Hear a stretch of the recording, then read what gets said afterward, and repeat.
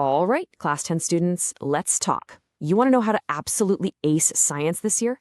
I'm talking a perfect score? Well, you're in the right place. Let's jump straight in. Okay, look at that number, 100%. What if I told you that getting a perfect 100 in your Class 10 science exam isn't some crazy dream? It's not just for the toppers or the geniuses. It's for you. Seriously, there's an actual step-by-step path to get there. But I know, you're probably thinking, yeah, impossible, right? It feels like a mountain you can't climb. A perfect score? Come on. But trust me on this. What I'm going to lay out for you is a real strategy, a game plan that makes this whole thing, well, possible. Just hang in there and I'll show you exactly how we're going to build this road to 100 brick by brick. You know, I totally get it. You're just starting out in Class 10 and your head is probably spinning with all these questions. How do I even begin to study science? Are there special books I need? Is Class 10 really that much harder than 9th? And oh man, the big one, how on earth am I supposed to remember all this stuff, especially in bio? Don't worry, we are going to answer every single one of these concerns. Okay, first up, your starting roadmap. We've got to build a strong foundation first. So here's the deal, and this is probably the most important thing you'll hear today. You got to build a solid foundation. You wouldn't build a skyscraper on sand, right? Same thing here. In Class 10 science, that foundation is made up of just 4 key chapters.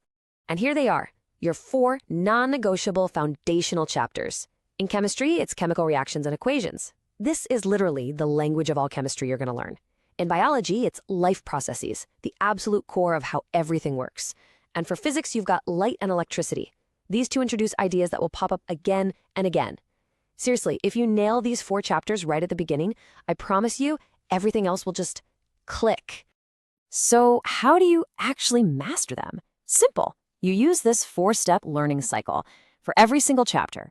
Step 1, watch the lectures. Step 2, read the NCRT textbook.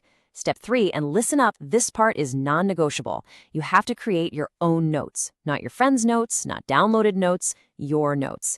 And finally, step 4, practice a ton of questions. That's it. That's your loop. Rinse and repeat. All right, let me give you a little secret, a pro tip for reading your textbook. Don't just read it. You have to question it. Here's what I mean. When you finish a paragraph or a topic, take a pencil and literally write a potential question in the margin. Ask yourself, if I were the teacher, how would I turn this into a question? It's a game changer. Suddenly, you're not just reading, you're on a mission, hunting for questions. And your revision, it becomes so much faster. But let's be real for a second. The questions at the back of the chapter, that's just the warm-up. That's not the main event. If you're serious about getting 100, you have to go beyond the textbook. We're talking previous year questions, PYQs, question banks, and especially those new competency-based questions. The game is changing, the questions are getting smarter, and you need to be ready for it. Next up, let's talk about the 3-step revision secret. How to lock information into your long-term memory. Okay, so you've studied a chapter. Awesome. But you know that feeling when a week later it's like it just evaporated from your brain? Yeah, we're going to fix that. This is the secret to making sure what you learn actually stays learned. It's a super simple timeline. 3 key moments. First, the moment your class is over, give it a quick 5 or 10-minute scan. Just a quick look. That puts it in your short-term memory bank. Second, once the chapter is totally done, schedule a proper 1-hour revision session. And third, right before a test or exam, you do your final focused revision. That's it. 3 touches, and that info is pretty much locked in for good. All right, let's switch gears and get tactical with our subject-specific attack plan. How to conquer physics, chemistry, and biology. Because let's face it, you can't just use the same strategy for all 3, can you? Trying to study physics like you study biology is just not going to work. Each one needs its own unique game plan. So here's the quick and dirty breakdown. Physics, it's all about the numbers, the numericals. Pro tip, make a formula sheet, like a physical one, and look at it every single day. Chemistry, you need to become obsessed with reactions and activities. And I mean it. Don't skip a single line in the NCERT book. They can pull a question from anywhere. And biology, it's all about the diagrams and the fancy terms. The trick here is to write to learn. Doodle the diagrams, write out the terms. Don't just read and hope it sticks. And now for the golden rule. The real secret to a perfect score. We've talked about a lot of strategies, right? How to start, how to study, how to revise. But none of it matters without this one single golden rule. This is the glue that holds everything together. And here it is, consistency over motivation. Every single time.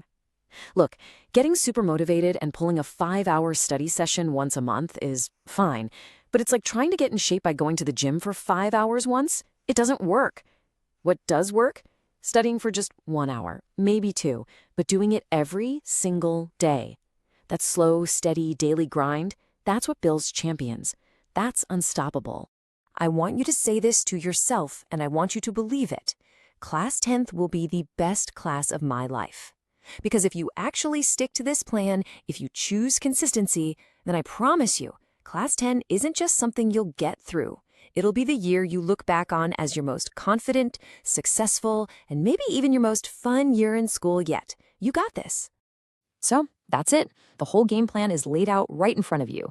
The map is in your hands. But a map is useless if you don't take the first step. So the only real question left is, what is the one single first step that you are going to take today to get started on this path?